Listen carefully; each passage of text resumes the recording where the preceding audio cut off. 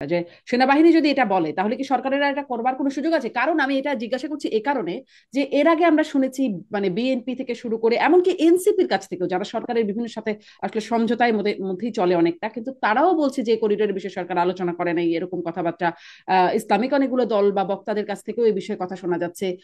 কিন্তু সরকার এই বিষয়ে মানে আলোচনা হয়েছে বা মানে খুব স্পষ্ট করেনি। এই জন্যই আমি আসলে এই বিষয়টা জিজ্ঞাসা করছি যে নানা পক্ষ থেকে আপত্তি আসার পরেও যখন এই বিষয়টা নিয়ে কথা হয়েছে বা আলোচনা হয়েছে, মানবিক করিডোর না অন্য কিছু এরকম করে বলার একটা জায়গা বা চেষ্টা তৈরি করা হচ্ছে, তখন সেনাপ্রধান যখন বলছে নো করিডোর বিজনেস, তার মানে কি এটি মানে সেনাবাহিনী না চাইলে এটি আর হওয়া সম্ভব না?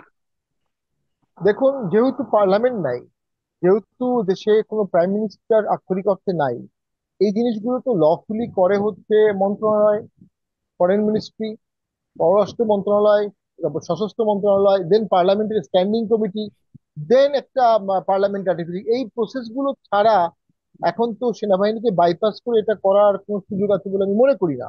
আর যদি সেনাবাহিনীকে বাইপাস করে এটা করা হয়, তাহলে সেটা অবশ্যই দেশের স্বার্থে বলে কেউ মনে করছে না। This is also important.